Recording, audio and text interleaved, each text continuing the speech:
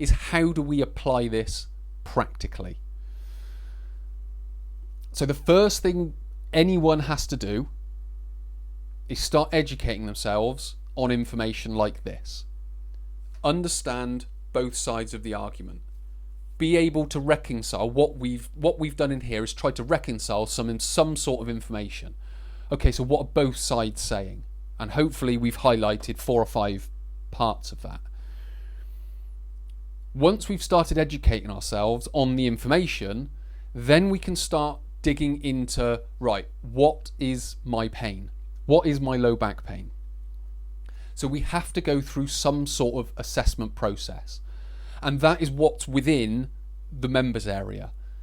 There are low back pain assessments where we assess the spine, where we assess the hips, the core. What else do we assess?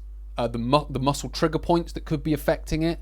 So again, what we're trying to do is look at multiple factors. There are questionnaires in there that go through and talk to you about your pain. What is your pain? Again, the purpose of the assessment and the questionnaires within the members area is not necessarily to diagnose your pain.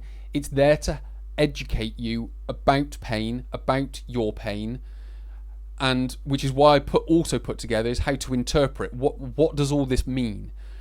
And then what should start to happen is a pattern should unfold in your pain and in your low back pain. And then what you should be able to do then is make at least some degree of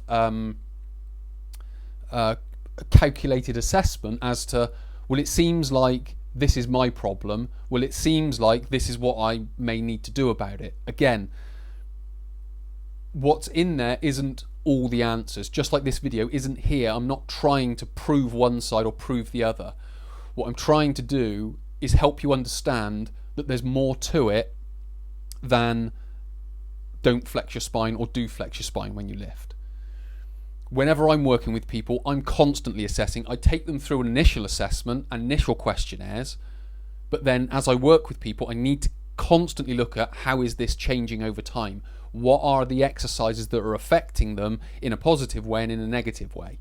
How can I modify those exercises? So we start to see it's not always such a simple answer. We need to go through some sort of assessment to get there. What we can then start to do is then start looking at, once we've got some idea of what our back pain is telling us, we can then use, for example, the exercise workshops to go, well, okay, let's look at the deadlift, which is how I'm lifting. Okay, well, let's look at how the deadlift is supposed to be performed with the teaching points. Let's then think about, well, my pain is telling me this, and the teaching points are telling me that. Okay, well, how can I adapt the deadlift to make it work for me? Do I need to lift the weights off the floor? Do I need to not bend the knees as much? Do I need to bend the knees a little bit more? Do I need to keep my body up a little bit straighter when I lift? Things like that. We need to start thinking about exercising, because this is essentially what I do in the gym with people, is everything is on the table, but we have to make sense of I have to make sense of what I'm working with. So what's in the members area is, I guess, me, but online. I'm trying to get everything that in here that I'm using with people and put it online. Not necessarily to make you believe what I'm saying, but to give you more information so you can make a better decision.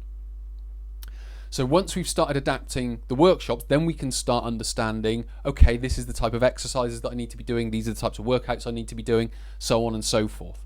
Which is why the members area has the short courses for the education, the assessment in there, so we can start having a better understanding of low back pain as a whole, but also for a specific individual. If you're a professional watching this, assessments are in there, example tests are in there, how to interpret it's all in there, so you can learn it for people that you're working with. Then you've got the exercise workshop. So once you've got an understanding of how everything works, you can think, well, okay, I need to modify it in this way, or I need to modify it in that way. And then obviously the workouts are there if people want to go through and do them. So that, I guess, is how you would practically put it all together. There is no one answer. I can't say, well, because of this science, it means you need to do a deadlift that way, or because of this science, you need to do it this way, or this is the only way to do it. It all depends on the individual's pain, on the amount of exposure they have, on the duration that they're doing it for, so on and so forth. Those multiple factors that we talked about. So let's wrap up. Scientific information needs to be kept in its proper context. So with regards to flex or not to flex, it was only light weights. So we can only read that paper from the perspective of they're using light weights. So if people are talking about heavy weights and lifting, we might not use that information because it doesn't highlight that, if that makes sense. We need to start thinking differently about how we consume information. So obviously I work with people professionally with lower back pain, building their health, building their fitness, building their strength, building their longevity, so on and so forth. I'm always thinking critically. I'm trying to keep as many factors in my head as possible, and I need to think, what is the best for this individual based on everything that I know. Because again, I can't know all the science, I can only know all the science that I've read. And it's the same for you. So based on what you know, what is the best decision you can make? Don't just go believing one influencer over another. So if you want to learn more, click the link in the description, come through to christopherhulltraining.com, get into the membership and start learning and start making better decisions. If you've got questions, there are comments below that come directly through to me and I'll be able to answer them. They are public comments, so it's not only for your benefit, it's for the community's benefit as well. But I'll be obviously waiting for those comments to come in and I'll be answering them as best of my ability. So many thanks for watching. Hopefully this has been helpful. Hopefully it's given you a better idea of should you flex your spine or should you not flex your spine, and hopefully it's given you a few more questions to go and learn a little bit more. So many thanks for watching. My name's Chris. I'll speak to you in the next tutorial. If you're confused about your lower back pain, maybe what you're trying isn't working, or maybe one influencer has told you to do this and another influencer has said the opposite, who do you believe? Well, your education in all of this is absolutely key. You're the one who's got to try and decipher who you believe and what you believe.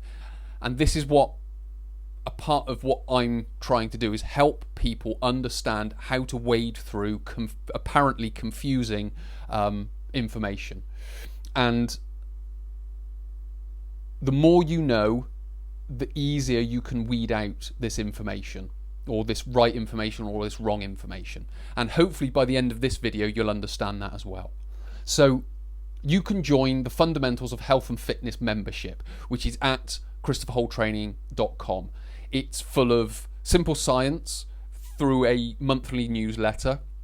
What we've also got are short courses and tutorials on low back pain, strength, posture, longevity, all of these different topics, because a lot of people say how confusing and a minefield is normally the word that's used.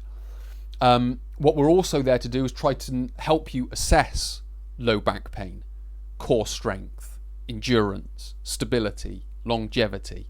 So can you actually have some sort of measurement? Are you getting where you want to get? There are step-by-step exercise workshops, so any exercises that you choose to do, we look at the teaching points, how to do them properly, we look at how to progress it, how to make it harder, how to make it easier, but we also look at common faults and how to correct those common faults.